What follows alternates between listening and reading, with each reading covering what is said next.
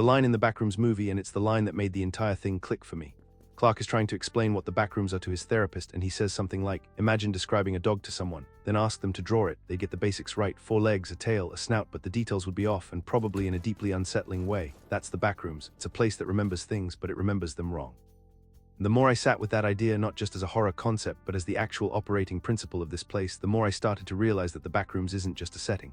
It's a character, maybe the most important one in the entire film. And the way it works, the way it builds itself, is one of the most quietly brilliant pieces of horror world-building I've seen in years. So I want to talk about that, not a scene-by-scene recap, not a review. I want to talk about the Backrooms as a living thing, what it takes, what it keeps, and what it becomes. And I want to talk about Clark, both of him. Hello everyone, my name is Angel or Enlightened, and welcome to a place like nowhere else. Before we get into the actual video, as you can hear, I am no longer using my actual voice. I'm very subconscious about it, and speaking for my videos was taking too much out of me. I hope you can still enjoy my videos, and every script is still fully written by me. Enjoy. Before we get into the movie, I want to set the foundation. Because the Backrooms, the concept, the creepypasta has always been about one very specific kind of horror, liminal horror. Liminal spaces are the in-between places, the hallway you walk through to get somewhere else. The parking garage at 2 a.m., the empty mall after closing. They're spaces that are designed for human activity but are currently absent of it. And something about that absence clicks in the human brain as deeply wrong, just off.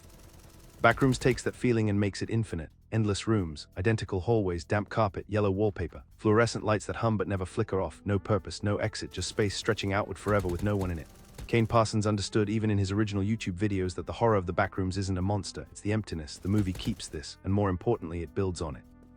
Because the film asks a question the original creepypasta never fully explored. If the Backrooms are this massive, impossible space, what is it made of? Where does the material come from? And the answer the movie gives is, I think, genuinely disturbing. Here's my theory, and the movie doesn't spell this out explicitly, it lets you assemble it yourself, which is part of why it works. But the evidence is there. The Backrooms is built from the worst parts of everything it touches. It doesn't just copy. It takes in information from the people who enter it, from the spaces adjacent to it, from the reality it bleeds up against, and it twists it. It takes the shape of a place you've been, but strips out everything that made it feel safe. It takes the structure of a room you know, but fills it with almost a sense of evil. Furniture fused into floors, doors in the wrong walls, nothing how it should be. Think about Clark's furniture store. It's a failing, miserable little place capped in Clark's Ottoman Empire. And when you look at the Backrooms in the movie, what's littered through every room? Furniture. Junk furniture stacked and fused and embedded into the ground. The Backrooms didn't copy Clark's store accurately at all. Copied the feeling of it, cluttered, purposeless, stagnant, and spread it across an infinite plane.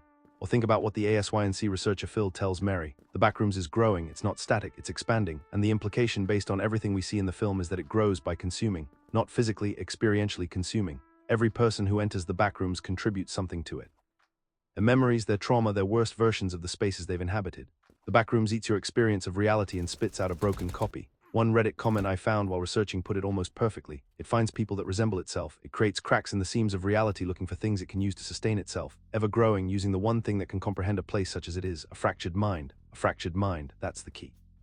Backrooms doesn't reach for everyone. The crack in Clark's basement didn't appear randomly. It appeared for Clark, a man who is already living in his own personal liminal space, separated from his wife, sleeping in his store, going nowhere, stuck in loops of resentment and blame and booze. Clark was already in the Backrooms before he ever clipped through that wall. The physical Backrooms just gave him a place that matched how he already felt, a place perfect for him to cower away in. And that is why the Backrooms doesn't just replicate what's inside it, it replicates the outside too. Pulls from the world beyond its walls, but only the broken parts, only the loneliness, only the stagnation, only the things that a fractured person would carry with them into an empty room. The Backrooms is a mirror, but it only shows you your worst reflection. The way the Backrooms handles people is where the movie becomes truly special. When a person enters the Backrooms, the space doesn't just absorb their memories of places, it absorbs their memories of people, and then it tries to recreate them. The results are called still lifes, and they are without exception ugly, like really ugly. There's the red-headed woman, which I believe to be a copy of Clark's wife. She's silent, mostly motionless, more like a mannequin than a person. He sits or stands in rooms with an expression that isn't quite right, features that aren't quite proportional, a felling that makes your skin crawl. There's the bearded man who is essentially a lifeless doll. Clark stabs a chunk out of him and pulls out a white gelatinous stuffing-like substance. Not organs, not flesh, stuffing. I thought it was so odd that Clark even figured that out. Just how deranged and desperate did he get down there? There's Archibald, a legless figure in a wheelchair with a lamp attached to it, who wordlessly flicks the lamp on in dark rooms. He's helpful in a way. Every still life is the same principle. The Backrooms observed a human, tried to copy them, and got the broad strokes right while butchering the details. 4 legs, a tail, a snout, but wrong, always strangely wrong. And that wrongness, I don't think it's random, it's selective. The Backrooms doesn't misremember equally. Preserves the things that made an impression, the loudest emotions, the strongest associations, the most painful memories, and lets the rest degrade. It's not a photocopier, it's a trauma filter. The things that pass through it most clearly are the things that hurt the most, which brings us to Clark. Clark is the heart of this movie, not because he's likable, he very deliberately is not, but because he's the lens through which we understand what the Backrooms does to a person, or more accurately, what it does with them. When we meet Clark, he is a man defined by his inability to take responsibility. His wife kicked him out, but it's his house. He's quick to remind everyone, very quick. His store is failing, but that's the economy, not his management. His therapy sessions with Mary are supposed to help him process his divorce, but he uses them as rehearsals for arguments he's already lost, playing out scenarios where he's always the victim and Barbara is always the villain. Clark is stuck, not metaphorically stuck, functionally stuck. He's living in a furniture store, drinking straight from the bottle, rewinding the same grievances every day. Mary, his therapist, even has a framework for this. We all have our loops, she said. Neural pathways of least resistance, and Clark's loop is blame Barbara, blame the world, never look inward, and then he finds the Backrooms. And the Backrooms, for the first time in his life, gives Clark exactly what he wants, a place with no consequences. Down there, no one can tell him he's wrong, no one can leave him, no one is expecting him to change. Backrooms is the ultimate avoidance mechanism, an infinite empty space where a man who refuses to grow can exist in permanent stasis, surrounded by the broken furniture of his broken life, feeling like an explorer instead of what he actually is, a man hiding from himself. And this is where the movie does something I genuinely think is brilliant. Backrooms listens to Clark, it absorbs his memories, his anger, his resentment, his refusal to change, and it creates a copy of him. But not a copy of Clark, a copy of Captain Clark. Captain Clark, the pirate mascot of Clark's furniture store, the humiliating costume he wears in low-budget commercials, the persona he puts on to sell cheap furniture while dressed like a sultan/buccaneer to an audience of zero. It is arguably the single most degrading version of Clark that exists, the version he hates the most, the version that represents everything he resents about where his life ended up, and that's the version the Backrooms chose to replicate, not Clark the architect. Not Clark the husband, not Clark the man he wishes he was. Backrooms took the worst version, the most humiliating, the most painful, the most emotionally charged, and made it real, because that's what the Backrooms does. It doesn't copy you faithfully. It copies the parts that hurts more than even you may like to admit, and it amplifies them.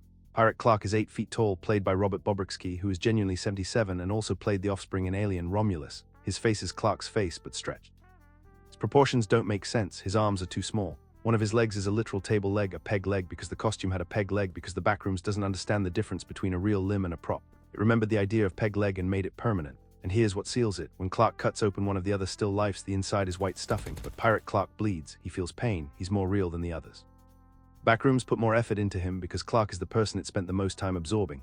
The copy is more detailed because the original was more damaged. The Backrooms had more material to work with. And the nature of what Pirate Clark is, his behavior, his violence, is a direct reflection of Clark himself. One commenter put it perfectly. Clark's copy chases and consumes people because it's a reflection of Clark. It craves people because Clark craves people. He's lonely, he has no one, and his copy inherited that hunger. Pirate Clark is Clark's toxicity given a body. His refusal to change turned into something that literally devours the people around him. The Goya painting Saturn devouring his son, father consuming his child, driven by paranoia and self-destruction, is directly evoked when Pirate Clark lifts the real Clark and bites into his neck. Clark is consumed by his own worst self. The dinner scene is the climax of the movie, and it's where everything I've been talking about comes together. Clark has been in the Backrooms for weeks. He's built a nest, a grotesque mockery of domestic life cobbled together from Backrooms debris. He's gathered his still lifes around him like a family. The bearded man, the red-headed woman, his wife, or what the Backrooms thinks his wife looks like, Archibald with his lamp. He's even got Kat's severed head in a refrigerator because the Backrooms has stripped away whatever remained of Clark's empathy and he's content with it. Then Mary arrives, and Clark does something that reveals everything about who he is. He doesn't try to escape with her. He doesn't ask for help. He knocks her unconscious, ties her to a chair, and forces her into a recreation of one of their therapy sessions right there at his nightmare dinner table, surrounded by dead-eyed copies of people. He wants to perform. He wants to role-play the argument with Barbara one more time, except this time he wins because in the Backrooms there are no consequences. He even scalps the redhead still life and puts the hair on Mary like a wig so she'll look more like his wife. It is without question one of the most unsettling scenes I've watched in a theater, besides the entire movie obsession. That shit was creepy, and when Mary, pushed past her limit, finally breaks character and tells Clark the truth, that he is the problem, that he is the reason his life is broken, that she can't fix him because fixing himself has to come from him, Clark doesn't have an epiphany. She says we don't need to change. Takes her words, "You don't have to leave," which Mary meant as permission to stop punishing himself, and twists them into validation for staying exactly who he is. He heard what he wanted to hear. He always hears what he wants to hear. That's the loop, that's the neural pathway of least resistance. And then Pirate Clark walks in. The red-headed woman, the copy of the wife, sees it coming first and runs. Because even a misremembered copy of Clark's wife knows to run from him. The symbolism is brutal. Pirate Clark picks up the real Clark. Clark looks into the face of his own worst self, and then the worst self devours him. Because that's what happens when you refuse to change for long enough. Your worst qualities replace you. Final shot of the movie is quiet, and it's the one that's going to stick with me the longest. Besides Jude in the beginning getting dragged by whatever the hell killed him and Katie, Mary escapes. She's found by ASYNC, the shadowy organization studying the backrooms. They debrief her, they ask questions, and then the film cuts back to the inside of the backrooms. Sitting in a room perfectly still is a still life of Mary, misshapen face, wrong hands, silent, motionless, waiting. The backrooms remembered her too, and the question the movie leaves you with, the one it doesn't answer and shouldn't, is what did it keep? What part of Mary was loud enough, painful enough, damaged enough for the backrooms to latch onto? Because Mary has her own trauma. Her mother was schizophrenic, her childhood home was torn down. She carries the memory of a handprint she made with her mother on a wall that no longer exists. She became a therapist to save people like her mother, and in doing so, trapped herself in her own loop, the compulsive need to fix what can't be fixed. The backrooms saw that, and now there's a copy of Mary sitting in its halls.